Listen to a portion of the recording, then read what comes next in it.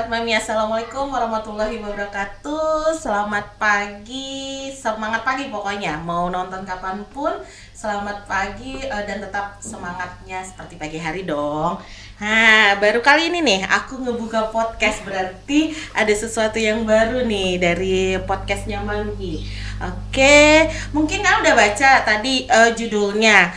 Mudah-mudahan teman-teman mahasiswa atau yang akan kuliah bisa menyimak ini sampai akhir, karena bukan mudah-mudahan ya, kita sangat-sangat berharap ini banyak manfaatnya buat kalian semua. Nah, judulnya kan kan udah baca tuh, sudah tugas akhir, tapi kenapa aku masih bingung kerjaan nanti seperti apa ya, kayak gitu. Nah, aku mau jelas hari ini bersama aku Buke, dan kita punya segmen baru namanya Bincang-bincang bersama Sobat Mami. Nah, maksud segmen ini segmen baru di podcastnya Mami. Kita nanti akan menghadirkan sobat-sobat Mami. Itu bisa klien-klien yang ada di sini yang akan berbagi kisahnya, atau teman-teman yang di area Mami, kantor Mami, atau mungkin jauh di luar kantor Mami. Kita akan berbagi cerita, mencari versi sehat mental dan bahagia bagi teman-teman atau sobat-sobat Mami di luar sana seperti apa gitu. Oke, untuk segmen pertama ini, pertemuan pertama ini, segmen baru kita akan ngobrol-ngobrol sama Kak Derisa nih. Nah, saya hai dulu dong Kak. Halo Sobat Mami. Nah, ini ada Kak Derisa. Nah, aku mau kenalin dulu. Kak Derisa ini adalah mahasiswa D3 ya? Iya. Oke. Kalau di Telkom University, dan kebetulan lagi magang di Mami. Apa sih terkenalnya vokasi ya? Iya. Vokasi, pendidikan vokasional kalau di Telkom University. Wah, teman-teman pasti udah tahu dong Telkom University itu kampusnya bukan di mana ya? Udah kenal lah, mungkin udah sering dengar Telkom University itu. Oke, sekarang kita mau cerita banyak nih. Sebenarnya kita udah sering cerita juga sih, tapi ingin berbagi ya, kayak gitu. Nah, oke, Kak Derisa kenalin dulu dong dirinya. Maksudnya asalnya dari mana, kuliahnya jurusan apa? Oke, jadi yang namanya udah dikenalin sama Buke nih. Aha. Terus aku lanjut ke asal aja. Asal aku dari Bangka Belitung, khususnya daerah Tobuali. Terus untuk jurusannya itu di D3 Sistem Informasi. Kita ternyata sama ya, jauh Iya. ya dari Sumatera ya. Karena aku juga dari Riau dan tepatnya di Duri kayak gitu. Mungkin teman-teman, adik-adik semua ada yang bareng sama aku dari Riau, ada yang dari Pekanbaru, dari Duri kayak gitu. Kita sama-sama menuntut ilmu jauh banget nih. Nah, alasannya apa sih? Kenapa jauh-jauh banget kuliahnya? Oh iya, karena kuliah jauh banget itu karena aku itu udah cita-cita dari lama gitu untuk kuliah di Bandung. Oke. Terus jadi kakakku juga, kebetulan banget nih kakakku juga kuliahnya itu di Bandung. Kakak saudara itu kebanyakan di Bandung. Jadi itu menguatkan aku untuk kuliah di Bandung gitu. Oke. Emang kakak-kakaknya kuliah di mana aja? Yang Saudara-saudara? pertama itu ada di Unpas. Ini nggak apa-apa disebutin. Nggak apa-apa, Yang nama pertama- kampus. Iya. Biar teman-teman juga tahu ada kampus apa aja di Iya. Bandung. Yang pertama itu di Unpas. Oke. Terus yang kedua itu di Ganesha. Oke. Terus yang ketiga itu di STKS iya, tadi ya? STKS. Sama yang ada juga di Telkom, kakak sepupu. Oh, kebetulan Kak banget. Sepupu. Oh, memang banyaknya di Bandung Iya. ya?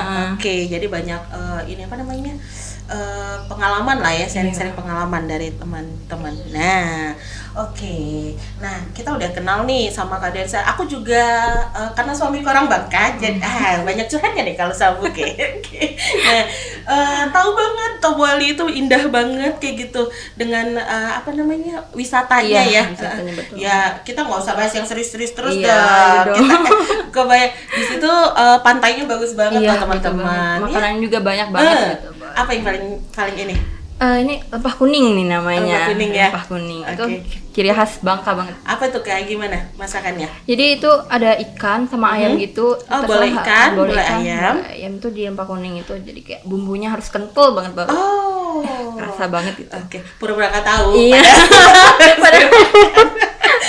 Iya, ya itu enak banget teman-teman. Nanti bisa di searching sekalian pemasaran pariwisata kita. Iya, martabaknya jangan lupa. Benar, martabak Bangka. Iya. Apa namanya? Holokpan ya, Iya. sebutannya. Oke, malah makanan yang diomongin. Oke. Oke, sekarang kita kembali ke judulnya nih, biar teman-teman, adik-adik semuanya yang lagi sama nih sama Kak Derisa. Jadi Kak Derisa ini sekarang lagi magang dan menyelesaikan untuk TA ya, Iya. TA di MAMHI gitu. Nah, TA ini adalah tugas akhir maksudnya, atau mungkin sebagian kampus juga banyak yang nyebutnya dengan skripsi kayak gitu. Nah, aku sedikit mengedukasi teman-teman, tugas akhir atau skripsi itu apa sih kayak gitu. Itu adalah karya ilmiah yang kita bikin. Jadi siapapun yang kuliah wajib bikin TA atau skripsi. Nah, kebetulan sekarang Kak Derisa ini berdua sih sama temennya, sebenarnya ada Kak Zita. Oh, sebelumnya udah pernah podcast. Nah, itu lagi ngerjain tugas akhirnya. Nah, kita tanya dulu ya sama Kak Derisa, itu tugas akhirnya apa sih sekarang? Iya, tugas akhirnya sekarang itu aku ngambil di psikologi gitu. Oke. Jadi karena dulu kan COVID nih, kita nggak dibolehin keluar rumah, jadi kayak emosinya meningkat gitu kan, kayak tiba-tiba banget kita nggak dibolehin keluar rumah. Jadi kebetulan banget juga pembimbing aku ini dari anak psikologi juga. Oke. Temen aku ya? Iya, betul sekali. Ya betul sekali. Jadi emang mungkin kebetulan banget nih mungkin ya. Oke. Ada ini. Jadi karena udah semester 6, jadi kita dibikin aplikasi gitu. Jadi harus ada permasalahannya gitu. Jadi sarannya sama pembimbingnya itu kita ke Biro MAMHI ini. Oh gitu. Jadi kita bikin aplikasi website buat Biro MAMHI ini agar klien calon kliennya itu bisa terus cari informasi gitu. Lebih gampang Iya, ya sekarang betul. karena apa sih zamannya teknologi, sekali klik keluar gitu ya. Iya, Oke. Nah, mungkin teman-teman juga teman-teman banyak ada juga yang ingin nih bergerak atau apa ya, yang kuliah di bidang tentang sistem informasi ini gitu. Kita minta di Kak Derisa sharing sedikit nih gitu. Kalau sistem informasi itu belajarnya tentang apa? Tentang coding gitu, kayak gimana sih cara bikin aplikasi gitu. Oke. Terus ada Python-nya juga sih, terus ada matematikanya juga. Matematikanya belajar Ada apa? itu. Tentang matematika minus sih, Oh, tepatnya. Jadi kayak spesifik ya? Iya. Oke. Terus kita juga pas terakhir ini diajarin juga tentang gimana bikin dokumen yang baik gitu. Terus bikin aplikasi buat Android itu gimana. Oh gitu. Nah, kalau misalnya nih adik-adik yang sekarang mau masuk kuliah nih kan ya, kalau nggak salah tuh teman-teman yang lagi SMA, adik-adik yang kelas 3 SMA, April ini biasanya udah selesai nih ya kuliahnya. Sekolahnya. Iya. Berarti lagi nyari-nyari kuliah nih gitu. Kalau mau masuk sistem informasi, itu harus jurusan tertentu nggak? Maksudnya harus IPA aja atau IPS aja gitu? Sebenarnya enggak sih Buke, jadi karena aku juga dari IPA nih, jadi tapi emang kita harus lebih ngelihat lagi sih kayak basicnya gitu, kita kan nggak tahu kan, jadi kayak harus bener-bener belajarnya gitu loh. Tapi kayak lebih bagusnya gitu dari SMK gitu, jadi udah tahu gitu basicnya coding itu gimana atau komputer itu gimana gitu. Tapi kalau sobat MAMHI yang dari jurusan IPA ataupun IPS mau masuk ke Telkom jurusan sama kayak aku boleh. Jadi boleh ya? Boleh. Telkom harus bayar mahal ini diiklankan ya. Sama Kak Derisa enggak. Itu bentuk cintanya sama kampus ya. Enggak diraguin lagi sih untuk teman-teman lulusan Telkom University ya. Oke. Nah, benar tadi memang statusnya Kak Derisa sama Kak Zita itu adalah mahasiswa magang di sini. Tapi banyak hal yang bisa kita pelajari bareng-bareng. Ternyata semua disiplin ilmu itu bisa berkolaborasi ya, benar. Kayak Kak Derisa memang di bagiannya adalah sistem informasi. Tapi sebagai makhluk sosial ngerasa juga dong ya waktu COVID itu stres, ada yang emosinya meledak-ledak. Akhirnya tergerak nih hatinya untuk meneliti tentang dunia psikologi kayak gitu. Apalagi di usia-usia Kak Derisa itu kan usia-usia dewasa awal kalau di dalam psikologi itu adalah masa-masa bingung banget dengan karir, dengan cinta kayak gitu nanti hidupnya harus mandiri ya kayak gitu ya, kayak gitu. Nah, udah ngerasain belum? Oh udah sih, masih bingung habis kuliah ini mau lanjut kemana gitu, takut nggak kerjanya itu nggak sesuai sama diri aku sendiri gitu, sama jurusan nggak sesuai gitu. Jadi ada kekhawatiran yang berlebih lah Buke, jadi gini gimana gitu. Apalagi kan Ya aku udah kuliahnya jauh-jauh banget gitu, udah ke Bandung gitu. Biaya yang dikeluarin juga nggak terlalu mahal gitu. Mahal banget ya, bukan nggak terlalu mahal ya, mahal banget. kepleset ya.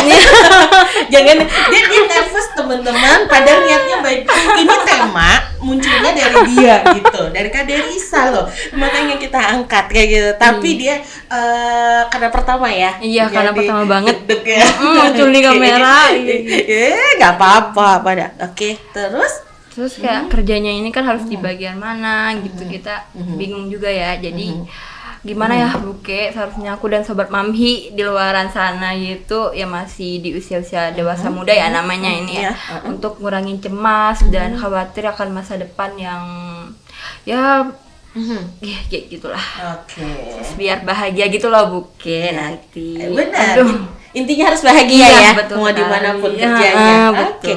Seandainya pun jadi ibu rumah tangga, tetap Iya, harus bahagia, bahagia. ya. Betul. Nah, gini, bukan Kak Derisa doang sebenarnya yang ngalamin ini gitu. Banyak sahabat-sahabat Mami yang datang ke sini itu mahasiswa gitu. Hampir kayaknya ada sekitar 40% yang datang ke sini adalah teman-teman yang masih kuliah gitu. Dan banyaknya lagi tugas akhir emang. Kenapa? Karena di tugas akhir itu kita udah mulai nggak ada jadwal ya. Iya. Semua timeline harus kita yang nentuin kayak gitu. Berarti timelinenya kita yang bikin, berarti emosionalnya kita yang kendaliin kayak gitu di situ. Jadi banyak tuh yang teman-teman yang awalnya semangat banget, tiba-tiba judulnya ditolak. Nah itu emosional banget, mundur, malah ada yang mundur. Tapi ada juga yang ditolak nggak gentar tuh, terus aja maju terus untuk ketemu pembimbing, bimbingan segala macam kayak gitu. Dan memang bukan yang lagi kuliah aja ya, kadang ada yang kerja setahun 2 tahun terus resign, ngerasa nggak cocok. Nah jadi pas kebetulan kita telusuri dong itu masalahnya di mana kayak gitu, mereka jadi nggak tahu sih minatnya kemana sebenarnya kayak gitu. Dan yang terjadi di Indonesia ini karena kan di awalnya kita di sekolahnya juga nggak spesifik ya. Kalau di luar negeri kalau kita lihat sedikit sih lebih mata pelajarannya udah lebih spesifik, udah diajarkan, memang diarahkan untuk kuliahnya di mana gitu, jadi nggak capek. Jadi banyak juga di sini di Indonesia kayak gitu, kalau misalnya jurusannya apa kerjanya apa kayak gitu, nggak apa-apa ya kayak gitu. Misalnya kayak di perbankan deh, itu nggak semuanya lulusan perbankan bisa dari mana aja, sistem informasi bisa masuk perbankan ya kan. Nah jadi sebenarnya yang pertama nih teman-teman yang lagi kuliah atau yang akan kuliah, ingat dulu, bukan ingat, kita sharing dulu dan baru diingat. Nah, kuliah itu bukan hanya untuk mencapai gelar tadi, mau itu ahli media, yang kalau D3 itu gelarnya AMD. Teman-teman yang lagi SMA ini perlu tahu juga gitu. Kalau D3 namanya ahli media. Nah, khasnya atau unggulnya teman-teman yang ada di D3 kayak Kak Derisa itu belajarnya lebih banyak prakteknya ya. Lebih banyak prakteknya, bener ya? Iya betul sekali. Teorinya banyak juga. Ada banyak juga, tapi lebih ke prakteknya sih. Iya. Dan senang ya, dan enak jadi teori langsung belajar kayak gitu, dipraktekin gitu. Kalau di S1 lebih banyak memang teoritisnya dan prakteknya ada, tapi nggak sebanyak yang teman-teman ada di D3 gitu. Nah itu istimewanya kayak gitu, jadi plus minus ya sebenarnya. Nah yang pertama itu ingat dulu kalau kuliah itu bukan hanya mencari gelar, tapi pola pikir kita sebenarnya. Kenapa pola pikir? Makanya ada tugas akhir. Dan tugas akhir itu kan sebenarnya untuk mengajarkan kita semua untuk lihat ada satu fenomena nih atau satu masalah dan harus diselesaikan, apa nih jalan keluarnya gitu. Makanya kalian datang ke sini, maksud aku kalian karena Kak Derisa ini sama Kak Zita waktu itu datangnya, mereka kita sambut dengan happy banget loh, karena memang nggak tahu cara bikin web kayak gitu. Emang waktu itu pernah dibantu sama Kang Heru tuh yang di belakang kamera kita. Nah di situ kayak podcast juga, nanti kita juga bincang-bincang sama Kang Heru ya. Kang Heru akuntan ya. Ya. Oke, iya, nyakut dong. Seorang akuntan, nanti kita juga akan diskusi bagaimana akuntan kayak gitu ya. Nah Maksudnya di situ itu pertama. Jadi kita harus paham dulu jurusan kita juga. Terus udah tugas akhir maksud aku kan hilang. Udah tugas akhir kan akhirnya kita dibentuk tuh cara pikirnya gimana menyelesaikannya itu intinya. Yang kedua, mahasiswa tingkat akhir itu kan usianya biasanya 21 tahun. Nah, kalau di dalam psikologi berarti usia kalian itu udah masuk ke dewasa awal namanya atau dewasa muda menurut ahlinya ada namanya beliau Pak Erikson. Udah lama banget sih penelitian beliau, tapi sering dipakai lagi kayak gitu. Bahwa usia 21 sampai 30 tahun itu usia memang lagi bingung-bingungnya. Oke, lagi bingung-bingungnya untuk ya tadi kerja, terus mulai bingung nanti aku tinggalnya di mana, pasangan aku siapa, terus atau kalau karena Erikson adalah orang luar, maksudnya bukan orang Indonesia, sampai menyimpulkan juga bahwa di usia ini juga semua individu akan memutuskan dia akan menikah enggak atau hidup bersama pasangan tapi tidak menikah, kayak kalau di luar negeri boleh ya. Terus atau dia memilih untuk ya udah sendiri aja kayak gitu. Jadi sebegitu kompleks sih sebenarnya di usia-usia kalian itu kayak gitu. Nah, kalau Kak Derisa nih sejauh ini gitu, kebingungannya sebesar apa? Besar banget ya. Wah, Jadi karena yang aku bilang tadi kayak khawatir masa depan aku tuh kayak gimana, terus bakal lanjut nggak, karena udah biayain mahal banget ya di Telkom. belum kosannya ya. Iya, kosannya juga mahal, jadi kayak masih bingung gitu. Ya aku di pertama ini yang kerja gitu. Kerja itu aku bingung banget Bu, kayak jadi kayak bingung kerjanya di mana sih yang cocok sama jurusan aku. Takutnya kan kalau nggak cocok gitu nanti aku sendiri yang kesusahan gitu. Takut nggak sepenuh hati gitu ngerjain pekerjaannya gitu. Jadi pengennya kerja juga sepenuh hati ya, tanggung jawab gitu ya. Karena ada tanggung jawabnya besar banget ya. Kita udah masuk ke ini. Iya, benar. Dan enggak ke Derisa aja sih, aku di usia Derisa dulu juga ngalaminnya seperti itu gitu. Udah lulus gitu ya kuliah, enggak apalagi skripsi tuh, aduh nanti lulus sarjana psikologi aku mau ngapain ya kayak gitu. Itu memang wajar sih, ternyata menurut penelitiannya kan juga usia-usia segitu emang usia-usianya bingung kan kayak gitu. Nah, yang paling penting itu kita ketemuin nih titiknya seperti apa loh kebingungan kita ini. Kita harus cari solusinya dan biasanya edukasi di di kampus-kampus atau mungkin dari teman-teman yang di SMA kayak gitu minta untuk diadakan dipetakan gitu kekuatan dan kelemahannya kita seperti apa kayak gitu.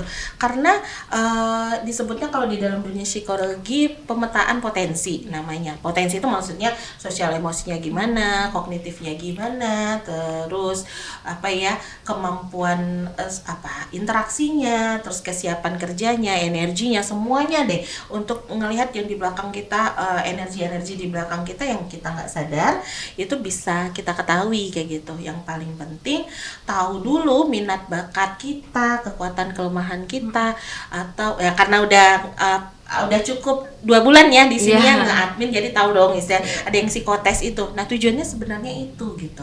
Yang psikotes kan selama ini cuman kayak untuk yang ditahunya buat minat bakat doang.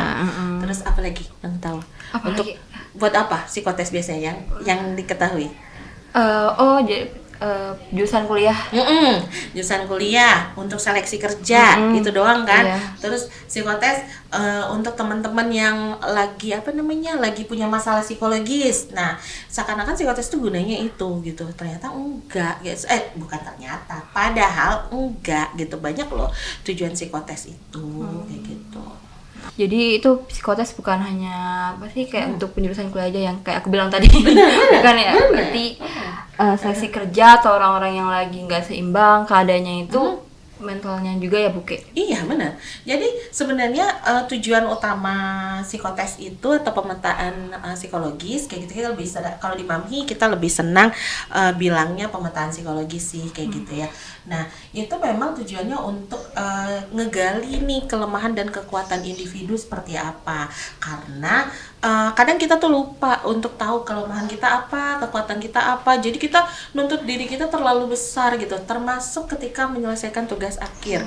Kita nggak tahu tuh kemampuan kita sampai mana gitu, dan kita nggak bijaksana gitu ke diri kita untuk yang kasihlah waktu istirahat sebentar kayak gitu. Ada loh batasannya kita kayak gitu. Nah itu kadang yang lupa gitu.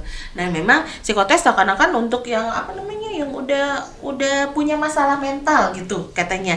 Padahal psikotes juga bisa gunanya, dia bisa preventif sih untuk kita perencanaan ke depan karirnya seperti apa, atau misalnya kalau untuk anak-anak kita tahu deteksi dininya seperti apa. Nah tapi kalau memang teman-teman yang sedang mengalami tugas akhir dan bingung kayak gitu, sama kita juga bisa kok metain, jangan-jangan bukan tugas akhirnya yang berat kayak gitu, bukan mencari materi tugas akhirnya yang berat kayak gitu, tapi pembiasaan berjuangnya seperti apa, itu yang harus diketahui. Terus terkait judul nih, kayak kesiapan kerja gitu, bingung gitu ya. Yang kebayang itu kerjaan tuh kayak gimana sih? Kalau sama Kak Derisa? Kalau kerja itu ya kerja kita dari pagi itu kan, berangkat kerjain job desk yang udah dikasih sama atasan gitu, terus habis itu pulang gitu aja sih. Oke, benar. Kerjaan itu harus tahu job desk-nya seperti apa. Nah, kita tahu spesifik atau detail kemampuan kita seperti apa kayak gitu ya. Maksudnya sesuai nggak dengan job desk kayak gitu. Nah, itu juga maksudnya kita bisa kenalin diri kita lewat ya hasil psikotesnya, kekuatan dan kelemahannya. Jadi misalnya, aku mau masuk kerjaan di sini kayak gitu. Kalau kita misalnya di satu PT gitu, dan kita bisa baca kan profil PT-nya seperti apa gitu.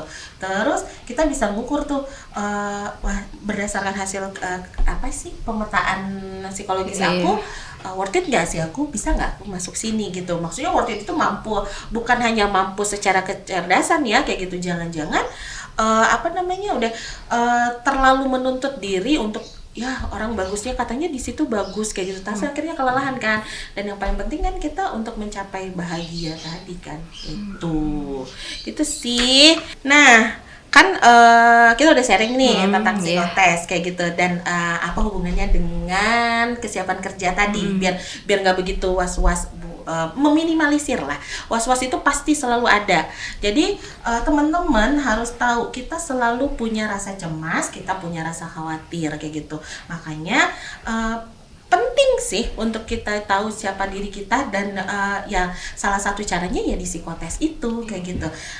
Kak Denisa sendiri udah pernah psikotes belum? Belum pernah Bu Ke. Belum. Kemarin kan sebelum magang itu di psikotes dulu tuh sama Teh Yui. Tapi kalau untuk kepentingan diri sendiri itu kayak klien-klien yang datang itu belum Bu Ke. Boleh kali ya aku minta. Boleh dong. Di psikotes itu individual. Oke, tujuannya buat apa? Tujuannya buat pemetaan itu. Kayak yang dilakuin klien-klien lain ya. Oke. Boleh lah. Udah ada di biro psikologi, masa nggak minta jatah untuk dipetakan kayak gitu. Boleh banget. Nanti daftar aja. Daftar ke diri sendiri atau ke Zita.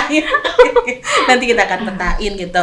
Nah, benar sih kayak gitu. Memang psikotes itu tujuannya memang untuk sehat mental sih kayak gitu, untuk kita dapat kesehatan mental kita seperti apa, biar kita bahagia gitu. Maksudnya kerja juga benar harus tanggung jawab, sesuai job desk, tapi tetap kebahagiaan diri sendirinya juga harus ada dong kayak gitu. Oke. Ada lagi yang mau kita diskusikan? Udah sih Bu Ke. Oke, teman-teman. Nah, mungkin sekian kita bahas-bahasnya nih kayak gitu. Tapi ceritain dulu dong perasaannya sedikit setelah ikut podcast pertama nih. Podcast pertama. Untuk perasaannya itu kayak khawatirnya nggak berkurang lah Bu Ke. Jadi kayak udah tau lah sih gimana gitu. Harus lanjut itu kayak gimana gitu kan. Nah buat sobat Mamhi yang sama kayak aku nih masih bingung, khawatir gitu kan. Apalagi di usia yang masih dewasa muda ya. Iya, masih muda banget Itu kan yang lagi nyari tahu masa depannya itu harus distrategiin gitu, kayak dihadapin gimana sih. Nanti kita sama-sama cari tahu potensi diri kita. Betul, benar. Ciamik banget tuh, keren banget closing statement dari Kak Derisa kayak gitu. Bener teman-teman, kita sebagai nggak apa-apa, aku juga ngerasa masih muda kok. Sebagai generasi muda udah tahu, kita sama-sama tahu banget kehidupan bangsa, kehidupan negara itu ada di tangan kita semua, di tangan kalian semua anak-anak muda. Dan memang ketika anak mudanya banyak stres nih, nggak punya masa depan kayak gitu ya, atau nggak jelas gitu, ingat teman-teman, banyak klien yang datang ke sini usianya seusia kalian 21 sampai 30 dan bingung terhadap karirnya, malah akhirnya nggak milih nggak usah sekolah, diem aja di rumah kayak gitu. Padahal ketika datang ke sini dan kita dampingi mereka, akhirnya ketemu loh, bisa punya keluar tuh minat bakatnya seperti apa kayak gitu ya. Tapi penting banget sebelum mikirin orang lain, sebelum mikirin bangsa dan negara, kita perlu tahu banget mikirin diri sendiri dulu, bahagia dulu dong. Harus sehat dulu mentalnya. Iya, setuju gak? Setuju dong. Masa mikirin orang lain dulu? Gimana kita kalau kitanya sendiri gak sehat mental, gimana mikirin orang lain? Kitanya dari diri kita dulu harus bahagia dan sehat mentalnya. Betul. Oke, gitu aja palingnya. Ada lagi nggak mau nambahin mungkin? Udah sih. Jangan lupa ke Biro Mamhi. Oke deh, terima kasih. Iya. Nanti ketemu Kak Derisa di depan nih. Iya. Oke teman-teman, sobat mami semua, jadi aku mau jelasin, tutup sedikit dengan wajar ngalamin kekhawatiran. Ini aduh aku bisa nggak ya nyelesain tugas akhir aku kayak gitu. Wajar banget karena kita lagi dalam proses belajar. Ingat, ketika ngerjain tugas akhir nggak apa-apa, ada salahnya, karena namanya lagi belajar. Atau nanti aku di sidang babak belur, nggak apa-apa babak belur, dan namanya juga belajar. Tahu nggak teman-teman, dosen kalian yang lagi nguji juga ketika kuliah lagi sama kok kayak gitu, karena aku udah 2 kali ya, maksudnya di S1, di S2 pernah beberapa kali terlibat dalam pendidikan kayak gitu. Emang kita pun ketika melakukan penelitian nggak ada yang sempurna.